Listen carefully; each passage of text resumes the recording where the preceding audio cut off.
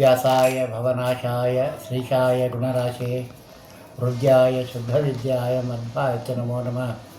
ಸಪ್ತಾಂಗರೂಪಾಯ ಸರ್ವಾಧಿಷ್ಠಾನನಿಧೇ ಪ್ರಣತಕ್ಲೇಶನಾಶಾಯ ಪಾರ್ಥಸಾರಥ್ಯೇ ನಮಃ. ಪೂಜ್ಯಾಯ ರಾಘವೇಂದ್ರಾಯ ಸತ್ಯಧರ್ಮವರ್ತಾಯ ಚ ಭಜತಾಂ ಕಲ್ಪವೃಕ್ಷಾಯ ಮಮತಾಂ ಕಾಮಧೇನವೇ. ಅಜ್ಞಾನತಿಮಿಚ್ಛೇದಂ ಬುದ್ಧಿಸಂಪತ್ಪ್ರದಾಯಕಂ ವಿಜ್ಞಾನ ವಿಮಲಂ ಶಾಂತಂ ವ್ಯಾಖ್ಯಗುಣಮದೆ.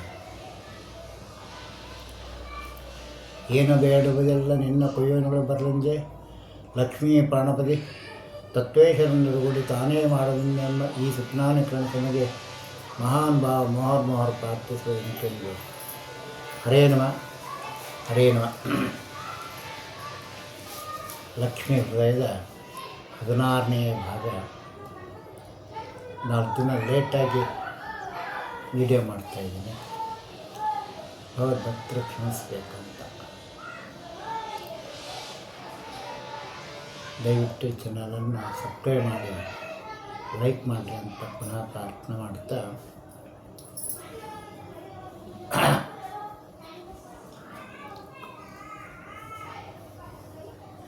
ದೇವಿ ನಿನ್ನಯ ಕಳೆಗಳಿಂದಲೇ ಜೀವಿಸುವುದೇ ಜಗವು ನಿತ್ಯದೆ ಭಾವಿಸಿ ಪರಿಯನಿಗೆ ಸಂತತ ನಿಖಿಳ ಸಂಪದವ. ದೇವಿ ರಮ್ಯ ಮುಖಾರವಿಂದಳೆ ನೀ ಒಲಿ ಸೌಭಾಗ್ಯ ಪಾಲಿಸು ಸೇವಕಾಧಮನಿಂದ ಯಾಕನೇ ಒಲಿ ನನಗೆ. ಇಲ್ಲಿ ಸೇವಕಾಧಮ ಅಂತ ಒಂದು ಶಬ್ದ ಪ್ರಯೋಗ ಮಾಡಿದ ದಾಸರ. ಸೇವಕಾಧಮ ಅಂದರೆ ಯಾವ ರೀತಿ ಉಪಾಸನೆ ಮಾಡ್ತೇವೆ?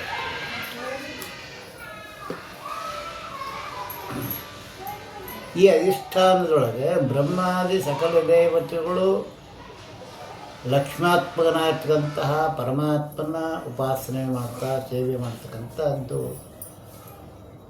ಕೈಮುತ್ಯ ಸತ್ಯ. ಇವತ್ತು ಸೇವಕ ಅಧಮ ಅಂತ ಯಾಕಂದ್ರು ಅಂದರೆ, ಈ ದೇಹದ ಒಳಗೆ ಜೀವಿ ಒಂದು ಕಡೆ ಇದ್ದಾನೆ. ಏನಪ್ಪ ಅಂದರೆ ಭಗವದ್ಗೀತೆಯಲ್ಲಿ ಹೇಳಿದಂತೆ ಕ್ಷೇತ್ರ ಕ್ಷೇತ್ರಜ್ಞ ಕ್ಷೇತ್ರ ಏವಚ ಅನ್ನೋ ತತ್ವದಂತೆ ಜೀವಿ ಸುಷುಮ್ನ ನಾಡಿಯ ಒಳಗಡೆ ಇದ್ದಾನೆ. ಈ ಎಲ್ಲ ಸೇವಕರು ಪರಮಾತ್ಮನ ಸೇವೆ ಮಾಡ್ತಾರೆ. ಶ್ರೀರಮಣೆ ಕರಕಮಲ ಪೂಜಿತ ಚಾರುಚರಣ ಸರೋಜ ಬ್ರಹ್ಮ ಸಮೀರವಾಣಿ ಫಣೇಂದ್ರ ವೇಂದ್ರ ಭವೇಂದ್ರ ಮುಖವಿನುತ ನೀರಜ ಭವಾಂಡೋದಯ ಸ್ಥಿತಿ ಕಾರಣಿನ ಕೈವಲ್ಲದಾಯಕ ನಾರಸಿಂಹನೇಪಿ ಕರ್ಣಿಪ್ರಮೆ ಮಂಗಳವ ಅಂತ ಸ್ಥೂಲ ಶರೀರ ಬ್ರಹ್ಮಾದಿ ಸಕಲ ದೇವತೆಗಳು ಪರಮಾತ್ಮನ ಸೇವಾ ರೂಪದಿಂದ ಅವರವರ ತತ್ವ ಅವರವರ ಇಂದ್ರಿಯಗಳ ಕರ್ಮವನ್ನು ಮಾಡಿಸ್ತಾ ಸೇವೆ ಮಾಡ್ತಾರೆ. ಆದರೆ ಜೀವಿಗೆ ಅಧಮ ಅಂತ ಯಾಕಂದ್ರು ಅಂದರೆ ಅದು ಯಾವುದೇ ಸ್ವತಂತ್ರ ಇಲ್ಲ ಜೀವಿಗೆ. ಯಾಕೆ ಅವ ಬಂಧನದಲ್ಲಿ ಬಿದ್ದಿದ್ದಾನೆ. ಈ ಉಳಿಕಿದರಿಗೆ ಓಂ ಅಸ್ವತಂತ್ರ ಕರ್ತತ್ವ ಓಂ ಎಂಬ ಸ್ತೋತ್ರ ಕೊಟ್ಟು ಪರಮಾತ್ಮ ಅವರಿಗೆ ಸ್ವಲ್ಪ ಸ್ವತಂತ್ರ ಕೊಟ್ಟಿದ್ದಾನೆ. ಬ್ರಹ್ಮದೇವರಿಗೆ 52 ಗುಣಗಳನ್ನು, ವಾಯುದೇವರಿಗೆ 48 ಗುಣಗಳನ್ನು, ರುದ್ರದೇವರಿಗೆ ಗರುಡಶೇಷವರಿಗೆ 20 ಗುಣಗಳನ್ನು, ಇಂದ್ರದೇವರಿಗೆ 15 ಗುಣಗಳನ್ನು ಮತ್ತು ತತ್ವದೇಶ 10 ಗುಣಗಳನ್ನು, 5 ಗುಣಗಳಲ್ಲಿ ಸಮಸ್ತ ಈ ಜೀವನಿಗೆ ಕೊಟ್ಟಿದ್ದಾನೆ. ಆದರೆ ಜೀವಿಗೇನು ಕೊಟ್ಟು ನನ್ನ ಜೀವಿಯ ಸ್ವತಂತ್ರ ಬಂಧನಕ್ಕೆ ಹಾಕಿಟ್ಟಿದ್ದಾನೆ. ಹೀಗಾಗಿ ಆ ಅಧಮತ್ವ ಅಂದರೆ ಕೆಟ್ಟದಲ್ಲ, ಕರ್ಮಹೀನ, ಅವನಿಗೆ ಯಾವುದೇ ಶಾಸನ ಮಾಡಲಿಕ್ಕೆ ಇಲ್ಲ. ಇದು ವಿಶೇಷವಾಗಿರ್ತಕ್ಕಂಥದ್ದು. ಅದಕ್ಕೆ ಆ ರೀತಿ ಲಕ್ಷ್ಮೀ ಹೃದಯದಲ್ಲಿ ಬರ್ತಕ್ಕಂಥ ಉಪಾಸನೆ ಏನಪ್ಪ ಅಂದ್ರೆ ಸೇವಕಾಧಮ. ಸೇವಕತನ ಕೊಟ್ಟಿಲ್ಲ ಪರಮಾತ್ಮ ನಮಗೆ. ಇದು ವಿಶೇಷವಾಗಿ ನಾನು ಪ್ರಾರ್ಥನೆ ಮಾಡ್ಬೇಕು. ಯಾಕೆ ನಮಗೆ ದುಃಖ ಆಗ್ತದೆ ಎಲ್ಲರಿಗೂ ಸಂಸಾರದೊಳಗೆ ಅಂದರೆ, ನನಗೆ ಪರಮಾತ್ಮ ಸೇವೆ ತಗೊಳ್ತಾ ಇಲ್ಲ ಅಂತ ಒಪ್ಕೋಬೇಕು. ನಾವೆಲ್ಲ ಏನು ತಿಳ್ಕೊಂಡು ಅಂದರೆ, ದೇಹನೇ ನಾನೇ ಎಲ್ಲ ಪೂಜೆ ಮಾಡ್ತೀನಿ, ನಾನೇ ಗಂಟೆ ಬಾರಿಸ್ತೀನಿ, ನಾನೇ ನೈವೇದ್ಯ ಮಾಡ್ತೀನಿ, ನಾನೇ ಉಪ್ಪಿಟ್ಟು ಮಾಡ್ತೀನಿ, ನಾನೇ ತಿಂತೀನಿ, ನಾನೇ ಭೋಗ ಮಾಡ್ತೀನಿ ಎಂಬ ಅಹಮ್ಮಮತೆಗಳಿಂದ ಕೂಡಿದ ಕಾರಣಕ್ಕೆ ಅವರವರ ಮಾಡಿದ ಸಾಧನ ಸರಿ ಕರ್ಮ ಅದು ನಾನು ಮಾಡಿದಂತ ಮತ್ತೆ ಬಂಧನಕ್ಕೆ ಅಧಮತ್ವ ಅಂದರೆ ಏನು ಅಂದರೆ ನಂದೇನು ಕೆಲಸ ಮಾಡೋಕ್ಕಾಗಲ್ಲ. ಯಾಕಂದ್ರೆ ನನಗೆ ಒಂದು ಲೌಕಿಕ ಉದಾಹರಣೆ ಕೊಡಬೇಕಂದ್ರೆ ಕೈ ಕಾಲೆಲ್ಲ ಕಟ್ಟಿ ಹಾಕಿಬಿಡೋದು ಒಂದು ಕಡೆಗೆ. ನೀ ಟೀ ಕುಡಿಯಪ್ಪ, ಕಾಫಿ ಕುಡಿ, ತೀರ್ಥ ತಗೋ ಅಂದರೆ ಆ ಜೀವಿಗೆ ಆಗ್ತದೆ ತಗೊಳಕ್ಕ ಆಗಲ್ಲ. ಮತ್ತು ಇನ್ನೊಬ್ರು ಕುಡಿಸಬೇಕಂತ ಅಂದರೆ ನನ್ನ ಸೇವೆ ಮಾಡಲಿಕ್ಕೆ ಪರಮಾತ್ಮೆ ಸ್ವತಃ ತಾನು ಕುತ್ಕೊಂಡಾನ ಹೊರತು ನಾನು ಪರಮಾತ್ಮ ಸೇವೆ ಮಾಡೋಕ್ಕೆ ಆಗೋದಿಲ್ಲ. ಇದು ಸೇವಕ ಅಧಮ ಅಂತ ತತ್ವ. ಯಾರು ಜೀವನದೊಳಗೆ ಈ ಸತ್ಯವನ್ನು ಅರಿತು ಮಹಾಲಕ್ಷ್ಮಿ ಏನಪ್ಪ ಅಂದ್ರೆ ನನ್ನ ದೇಹದ ರೂಪದಿಂದ, ಪ್ರಕೃತಿ ರೂಪದಿಂದ ದೇಹ ರೂಪ ಆಗಿದ್ದಾಳೆ. ಆ ದೇಹದೊಳಗೆ ಮಹಾಲಕ್ಷ್ಮಿಯ ಉದರದೊಳಗೆ ಸಕಲ ದೇವತೆಗಳನ್ನು ಕುಟ್ಕೊಂಡಿದ್ದಾಳೆ. ಆ ಎಲ್ಲ ಉದರವನ್ನು ತನ್ನ ಹರಿಯ ಉದರದಲ್ಲಿ ಕುತ್ಕೊಂಡಿದ್ದಾಳೆ ತಾನು ಹೃದಯದಲ್ಲಿ. ಹೀಗಾಗಿ ಪರಮಾತ್ಮ ಇಡೀ ಬ್ರಹ್ಮಾಂಡವನ್ನು ತನ್ನ ಉದರಲ್ಲಿಟ್ಟುಕೊಂಡ ಜಗದುದರನಾತಿ ವಿಮಲಗುಣ್ ಅಂತ ಹೇಳ್ತೀವಿ ದಾಸರಾಯ ಮಾತು. ಅಂದರೆ ಲಕ್ಷ್ಮೀ ದೇವಿನ ತನ್ನ ಹೃದಯದಲ್ಲಿಟ್ಟುಕೊಂಡಿದ್ದಕ್ಕೆ ಇಡೀ ಬ್ರಹ್ಮಾಂಡ ತನ್ನ ಹೃದಯದಲ್ಲಿಟ್ಟುಕೊಂಡಿದ್ದಾನೆ ಎಂಬ ತತ್ವ. ಆ ಬ್ರಹ್ಮಾಂಡದೊಳಗಿರ್ತಕ್ಕಂಥ ಎಲ್ಲ ಜೀವರಾಶಿಗಳು ಲಕ್ಷ್ಮಿ ತನ್ನ ಉದರದಲ್ಲಿ ಇಟ್ಟುಕೊಂಡಿದ್ದಾಳೆ. ಆದರೆ ಜೀವಿಗೆ ಯಾವುದೇ ಕರ್ಮ ಮಾಡೋಕ್ಕಿಲ್ಲ. ಇದು ದೃಢವಾಗಿ ನಂಬಿ ಏನಪ್ಪ ಪರಮಾತ್ಮ ಸ್ತೋತ್ರ ಮಾಡ್ಕೊಂಡು ಲಕ್ಷ್ಮಿ ಸ್ತೋತ್ರ ಮಾಡಿ ಅವಾಗ ಲಕ್ಷ್ಮಿ ಅಲ್ಲ ಪರಮಾತ್ಮ ಸಂತೋಷಪಡ್ತಾನೆ. ನನ್ನ ಹೆಂಡತಿ ಏನಪ್ಪ ಮಾಡ್ತಾ ಕರ್ತವ್ಯ ನನ್ನ ಮುಂದೆ ಹೊಗಳ್ತಾ ಇದ್ದಾನೆ ಅಂತ. ಇದು ವಿಶೇಷವಾಗಿರ್ತಕ್ಕಂಥದ್ದು. ಅದಕ್ಕೆ ದಾಸರು ಹೇಳ್ತಾರೆ, ಸೇವಕ ಆತ್ಮನೆಂದು ಬ್ಯಾಗನ ಒಲಿಯ ನೀನು. ಯಾರಿಗೆ? ಮಹಾಲಕ್ಷ್ಮಿ. ನಾವು ರೊಕ್ಕ ಬೇಕು, ಲಕ್ಷ್ಮಿ ಬೇಕು, ಬಾಬಾ ಅಂತೀವಿ. ಆಕೆ ಯಾಕೆ ಬರ್ತಾಳೆ? ನೀನು ಏನು ಕೆಲಸ ಮಾಡಿ ಅಂತ ಕೂಲಿ ಕೊಡು ನಾನು ಅಂತ ಕೇಳ್ತಾಳೆ. ಇದು ನಾನು ಕೆಲಸನೇ ಮಾಡಿಲ್ಲ, ಕೂಲಿ ಕೊಡೋದು ನಾವು ಕೇಳ್ತೀವಿ, ಹೌದಲ್ಲ? ಯಾಕೆ ನನ್ನ ದೇಹದೊಳಗೆ ಕಣ್ಣು ನೋಡ್ತಕ್ಕಂಥ ಕಣ್ಣು ನೋಡ್ತಾರೆ, ಕಿವಿ ಕೇಳತ್ತಾರೆ, ಶ್ವಾಸ ಮಾಡೋದು ಅವ್ರು ಬೇರೆ, ಬಾಯಿ ಮಾತಾಡೋರು ಬೇರೆ, ಊಟ ಮಾಡೋರು ಬೇರೆ, ಕೈ ಕಾಲೆಲ್ಲ ಅವ್ರವ್ರು ಬೇರೆ ಬೇರೆ ಸಹ ಕೆಲಸ ಮಾಡಿ ಕೂಲಿ ಕೇಳ್ತಾರೆ ಅವರು. ನೀನೇನು ಮಾಡೀಯಾ? ನಿನಗೆ ನಾ ಯಾಕೆ ಕೊಡೋಕೆ ಸಂಪತ್ತನ್ನು ಅಂತ. ಅವಾಗ ಏನಪ್ಪ ಒಪ್ಪಿಕೋಬೇಕು ನಾವೇನಪ್ಪ ಅಂದ್ರೆ ನಾನು ಸೇವಕ ವೃತ್ತಿ ಸಿಕ್ಕಿಲ್ಲ, ನನಗೆ ಅಸಮತ್ವ ಇದ್ದು ನಾ ಬಂಧನದಲ್ಲಿದ್ದು ನಾನು ಅಂದರೆ ಅನಂತ ಕೋಟಿ ಜನ್ಮದೊಳಗೆ ನಾನೇನಾಗಿದ್ದೇನೆ ಅಂದರೆ ಆ ಪರಮಾತ್ಮನ ಸೇವಕರ ಸೇವೆ ಸಹಿತ ಮಾಡಲಿಕ್ಕೆ ಆಗಲಾರ್ದಂಥ ಅಜ್ಞಾನದಿದ್ದು ಎಲ್ಲವನ್ನು ನಾನು ಮಾಡಿ ಕೃಷಿ ಚೌರ್ಯ ಅಂತಾರೆ. ಏನಪ್ಪ ಅಂದ್ರೆ ಇನ್ನೊಂದು ಹೇಳಬೇಕಂದ್ರೆ ಪರಸ್ತ್ರೀ ಗಮನ ಅಂತ ಒಂದು ಬರ್ತದೆ, ಪರದ್ರವ್ಯ ಅಪಹರಣ ಅಂತ ಒಂದು ಬರ್ತದೆ. ಪರಸ್ತ್ರೀ ಅಂದರೆ ಏನಂದರೆ ಈ ಹೆಣ್ಮಕ್ಳಲ್ಲ, ಶ್ರೀ ಭೂ ದುರ್ಗಾ ಅಂತ 3 ಗುಣಗಳು ಬರ್ತಾವಲ್ಲ, ಅದಕ್ಕೆ ಈ ಶ್ರೀದೇವಿ, ಭೂದೇವಿ ಮತ್ತು ದುರ್ಗಾದೇವಿ ಅಂತ ಬರ್ತಾರಲ್ಲ. ಮನಸ್ಸಿಗೆ ಅಭಿಮಾನಿ ಇಂದ್ರಾದೇವಿ. ನನ್ನ ಮನಸ್ಸ್ರೀ, ನನ್ನ ಇಚ್ಛೆ ಬಂದಂಗೆ ಮಾಡ್ತೀನಿ ನಾನು ಅಂತ ಹೇಳ್ತೀವಿ. ಅವಾಗ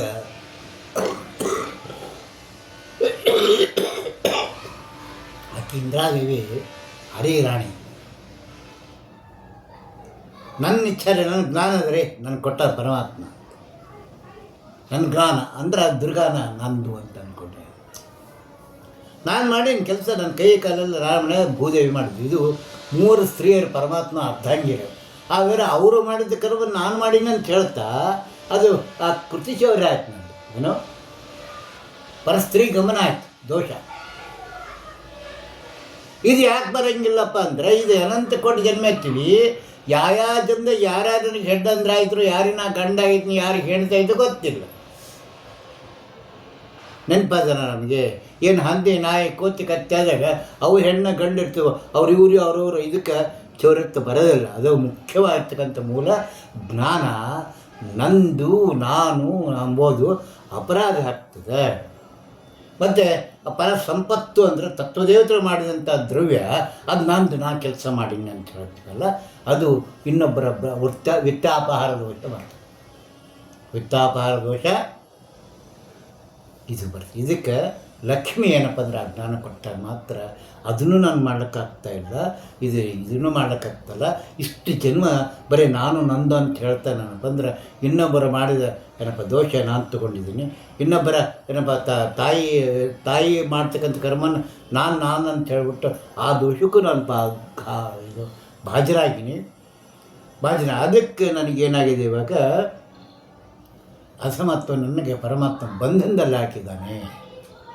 ಸುಷುಮ್ನ ನಾಡಿ ಒಳಗೆ ಏನಪ್ಪ ಮೂಲೇಶ ನಾಮಕ ಹರಿಯ ಕೆಳಗಡೆ ಲಾಳಕಾಯ ಅಂತ ಮುಖ್ಯ ಪ್ರಾಣಿದವರು, ಆ ಮುಖ್ಯ ಪ್ರಾಣಿದವರ ಪಾದದಲ್ಲಿ ಹಾಕಿ ಕಟ್ಟಿದ್ದಾನೆ ಪರಮಾತ್ಮ. ಬಂಧ ಮೋಕ್ಷ ಜ್ಞಾನ ಇಲ್ಲ ನನಗೆ, ಬಂಧ ಮೋಕ್ಷ ಪ್ರಧಾನ ಜ್ಞಾನವು ಮಂದ ಮತಿಗೆ ಎಂದು ಬರುವುದು ಅಂತ ಹೇಳ್ತೀವಲ್ಲ, ಆ ಜ್ಞಾನ ಶೂನ್ಯರಾಗಿ ನಾವು ಜಗತ್ತಿನೊಳಗೆ ಎಲ್ಲರೂ ಸ್ತ್ರೀ ಪುರುಷರೇನಪ್ಪ ಅಂದ್ರೆ ಇವತ್ತು ಈ ಅಜ್ಞಾನದಾಗ ಇದ್ದೀವಿ.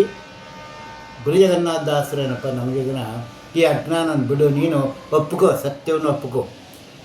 ಏನು, ನಾನು ಸೇವಕ ಅಧಮನಿದ್ದೀನಿ, ಸೇವೆ ಮಾಡುವಂಥರ ಸೇವೆ ನಾನು ಕದ್ದಿದ್ದೀನಿ, ನಾನು ತಗೊಂಡಿದ್ದೀನಿ, ನಾನು ಮಾಡಿಲ್ಲ, ಆದರೆ ನಾನು ಮಾಡೀನಿ ಅಂತ ಹೇಳ್ತಾ ಇದ್ದೀನಿ. ನಾನು ನನ್ನ ಅಪರಾಧವನ್ನು ಕ್ಷಮಿಸು ತಂದೆ, ಅಪರಾಧವನ್ನು ಕ್ಷಮಿಸ್ತಾಯಿ ಅಂತ ಹೇಳ್ಬಿಟ್ಟು ಆ ಲಕ್ಷ್ಮಿಯನ್ನು ಶರಣ. ಯಾವಾಗ ಈ ರೀತಿ ಶರಣತ್ವಕ್ಕೆ ನಾನು ಭಾಜನ ಆದೆ, ನಾನು ಮನಸ್ಸು ಕಾಯ ವಾಚ ಮನಸ್ಸಿಂದ ತ್ರಿಕರಣ ಪೂರ್ವಕವಾಗಿ ಒಪ್ಪಿಗೆಬೇಕು, ಸುಮ್ಮನೆ ಮೇಲ್ನೋಟಕ್ಕಲ್ಲ. ಅಂದರದಾಸರು ಕೇಳೋಣ ಅಂತ ಅಂದರೆ ಇಲ್ಲಿ ಸೇವಕಾಸಮ ಎಂಬ ಒಂದು ಶಬ್ದ ನಮ್ಮ ಜೀವನವನ್ನು ಪರಿವರ್ತನೆ ಮಾಡ್ತಕ್ಕಂಥ ವಿಶೇಷ ಶಬ್ದವನ್ನು ಜಗನ್ನಾಥದಾಸರು, ಗುರು ಜಗನ್ನಾಥರು ಹಾಕಿದರು. ಏನಪ್ಪ ಅಂದರೆ ನೀವಲ್ಲೇ ಸೌಭಾಗ್ಯ ಪಾಲಿಸು. ಏನು ಸೌಭಾಗ್ಯ ಪಾಲಿಸ್ಬೇಕು ಅವರು ಲಕ್ಷ್ಮೀದೇವಿ ಅಂದರೆ ಈ ಜ್ಞಾನ ಎಂಬ ಸೌಭಾಗ್ಯ. ಈಗ ನಾವು ಎಷ್ಟು ಜನ್ಮ ಎತ್ತೀವಲ್ಲ, ಎಲ್ಲೆಲ್ಲೇ ಬಂಗಾರ ಬೆಳ್ಳಿ ರೊಕ್ಕ ಹಿಂದಕ್ಕೇನು ರಾಜರಾಗಿದ್ವು, ಚಕ್ರವರ್ತಿ ಆಗಿದ್ವು, ಏನು ಮಾಡಿದ್ವು, ಅದೇನಪ್ಪ ಅಂದರೆ ಎಲ್ಲ ತೊಗೊಂಡು ಇಲ್ಲೇ ಇಟ್ಟೀವಿ. ಈಗ ಅಲ್ಲೇ ನಿಧಿ ಕಿತ್ತಾರಲ್ಲ, ಯಾವಾಗ ತೆಗೆದು ಇಟ್ಟುಬಿಟ್ಟಿರ್ತೀವಿ, ನಾವು ಬಿಟ್ಟು ಹೋಗಿಬಿಡ್ತೀವಿ. ಆದರೆ ಅದೆಲ್ಲ ಬಿಟ್ಟು ದೇಹನ ಬಿಟ್ಟು ಹೋಗ್ತಿದ ಮೇಲೆ ದೇಹಕ್ಕೆ ಸಂಬಂಧಪಟ್ಟಂಥ ಆಸ್ತಿ ಏನಾದರೂ ತೊಗೊಂಡು ಹೋಗ್ತೀವ? ತೊಗೊಂಡು ಹೋಗೋದಿಲ್ಲ ಅಂತ ಎಲ್ಲರಿಗೂ ಗೊತ್ತದೆ, ಬಟ್ ಅದನ್ನೇ ಮಾಡ್ತೀವಿ. ಆದರೆ ನನ್ನ ಹಿಂದೆ ಬರೋ ಆಸ್ತಿ ಯಾವುದಂದ್ರೆ ಈ ಜ್ಞಾನ, ಈ ಸೌಭಾಗ್ಯ.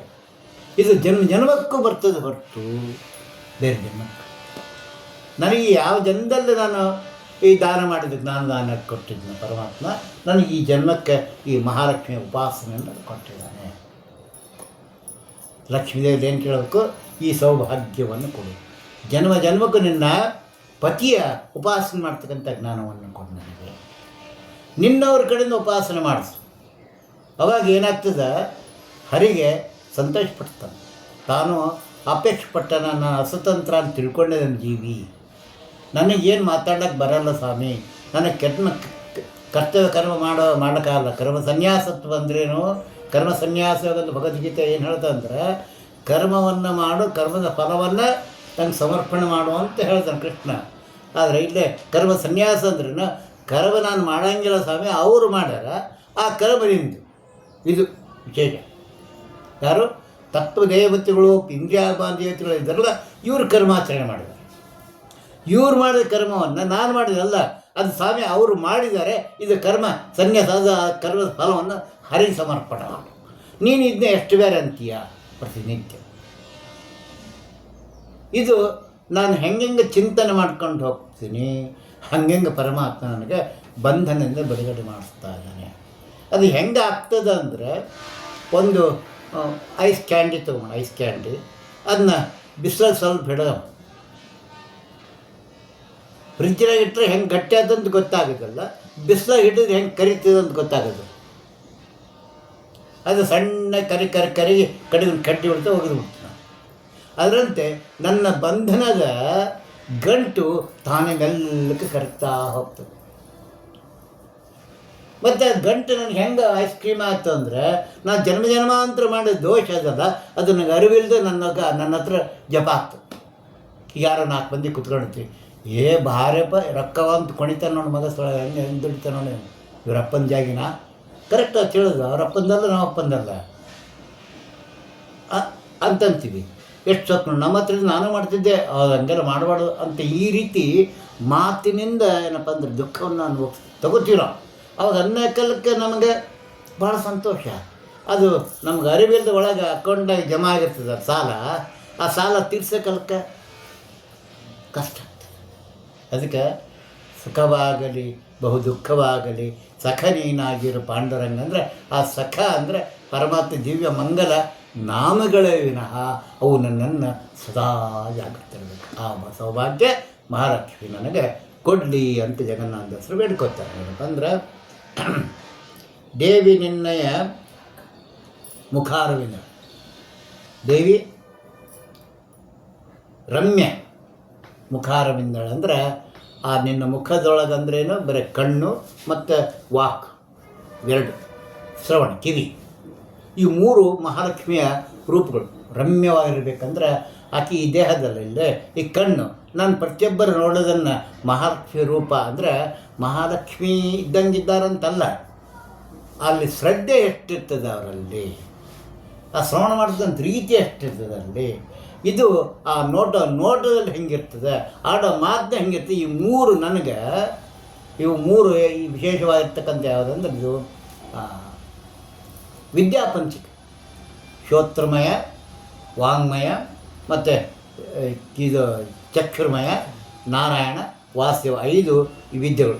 ನಾರಾಯಣ ಹೊರಗಿಂದು, ವಾಸುದೇವ ಒಳಗೆ ಸ್ವರೂಪ ದೇಹ. ಈ ಎಲ್ಲ ರೂಪಗಳು ಉಪಾಸನೆ ಮಾಡ್ಲಿಕ್ಕೆ ಏನಪ್ಪ ಅಂದ್ರೆ ಇವು ಅತ್ಯಂತ ಸುಲಭ. ಮಹಾಲಕ್ಷ್ಮಿ ನಮ್ಗೆ ಕೊಡ್ತಕ್ಕಂಥದ್ದು ನನ್ನ ಕಣ್ಣೊಳಗೆ ಸದಾ ಸಕಲ ಜೀವರಲ್ಲೂ ಪರಮಾತ್ಮ ಇದ್ದಾನ ಅಂತ ಹೇಳ್ಬಿಟ್ಟು ಆ ರೂಪ ಇಟ್ಕೊಂಡು ನೋಡಿ ಪರಮಾತ್ಮ ಇವರಲ್ಲಿ ಈ ರೀತಿ ಮಾಡ್ತಾ ಇದ್ದಾನಲ್ಲ, ಇವರಲ್ಲಿ ಈ ರೀತಿ ಗೋಪಾಲರಾಯರು ಏನು ಮಾಡ್ತಿದ್ರು ಅಂದರೆ ಆ ಎಲ್ಲರ ಗಿಡ ಕಣ್ತು ಹೂವು ಹಣ್ಕೊಂಡ್ರೆ ಎಲ್ಲ ಕೃಷ್ಣಗಂಧ ಬಡಿಸಿದ್ರು. ಯಾಕೆ ಅವ್ರು ಕೊಳ್ಳಕ್ಕೆ ಬರೋಂಗಿಲ್ಲ, ಯಾರು ಆ ಗಿಡಗಿನ ಹೂವು ಕೃಷ್ಣ ಸಮರ್ಪಣೆ ಮಾಡೋಂಗಿಲ್ಲ. ಆದರೆ ಅವರು ಮಾಡಿದ ಕೆಲವಲ್ಲಿ ಕೃಷ್ಣಾರ್ಪಣೆ ಅಂದ್ಬಿಟ್ಟು ಇವ್ರು ಪುಣ್ಯ ಗಳಿಸಿದ್ರು. ಹಂಗೆ ಜೀವಿ ನನ್ನಿಂದ ಏನು ಮಾಡೋಕ್ಕಾಗಲ್ಲ, ಇವ್ರು ಮಾಡೋದಿಲ್ಲ. ಸತ್ಯನಾರಾಯಣ ಮಾಡ್ತಾರೆ ರಾಧಾಬಾಯರು, ಇದು ಕೃಷ್ಣಾರ್ಪಣೆ ಅಂದ್ಬಿಟ್ಟು ನಾ ಮಾಡಿದಷ್ಟು ಪುಣ್ಯ ಬರ್ತದೆ.